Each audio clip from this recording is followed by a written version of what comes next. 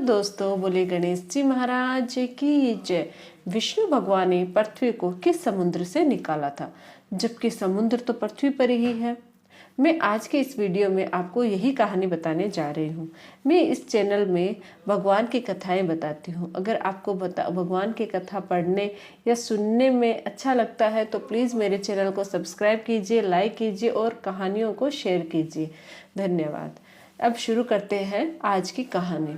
बचपन से मेरे मन में भी ये सवाल था कि आखिर कैसे पृथ्वी को समुद्र में छिपा दिया, जबकि समुद्र पृथ्वी पर ही है। हिरण्यकश्यप का भाई हिरण्याक्ष ने पृथ्वी को ले जाकर समुद्र में छिपा दिया था।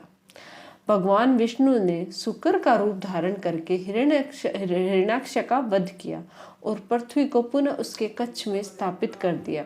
इस बात को आज के युग में एक दंत कथा के रूप में लिया जाता था।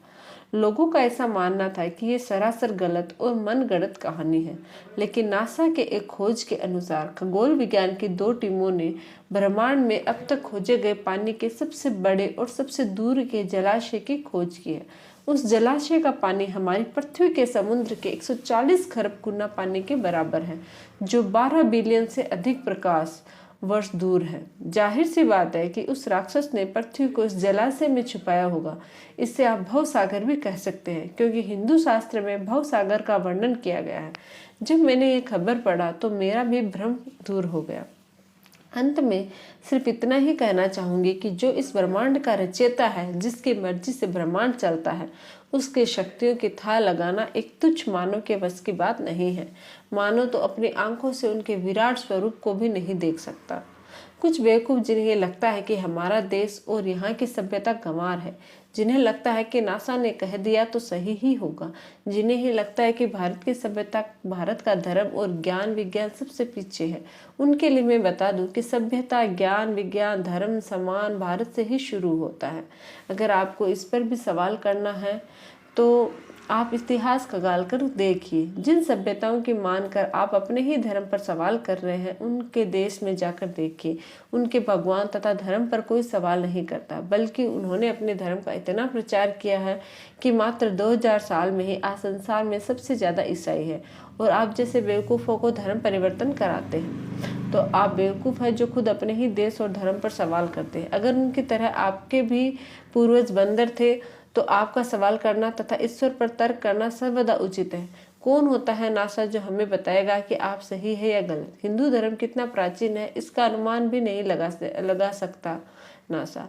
जब इंग्लैंड में पहला स्कूल खुला था तब भारत में लाखों गुरुकुल थे और लाखों साल पहले 4 वेद और 18 पुराण लिखे जा चुके थे। जब भारत में प्राचीन राज प्रथा चल रही थी तब ये लोग कपड़े पहनना भी नहीं जानते थे। तुलसीदास जी ने जब सूर्य के दूरी के बारे में लिख दिया था, जब दुनिया को दूरी के बारे में ज्ञान ही नहीं था। खगोल शास्त्र के सबसे बड़े वैज्ञानिक आर्यभट्ट जो भारत के थे, उन्होंने दुनिया को इस बात से अवगत कराया कि ब्रह्मांड क्या है, पृथ्वी का आकार और व्यास कितना है। और आज अगर कुछ मूर्ख विदेशी संस्कृति के आगे भारत को झूठा समझ रहे हैं तो उनसे बड़ा मूर्ख और द्रोही कोई नहीं हो सकता।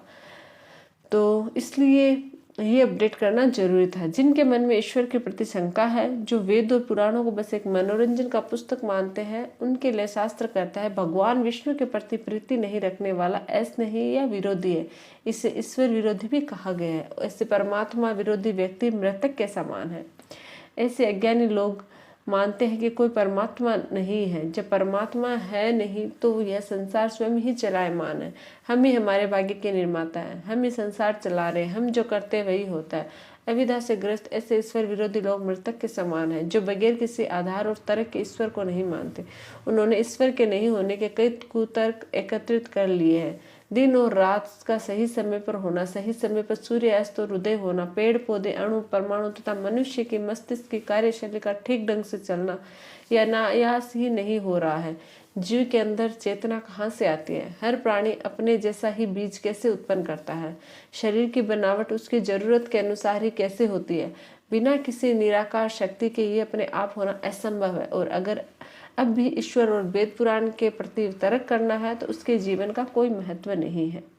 तो ये है मेरी आज की कहानी, मेरी बात जो मैं सबको बोलना चाहती हूँ। अगर आप लोगों को ये अच्छा लगे वीडियो तो प्लीज़ लाइक करना, शेयर करना और सब्सक्राइब जरूर करना चैनल को। Thank you.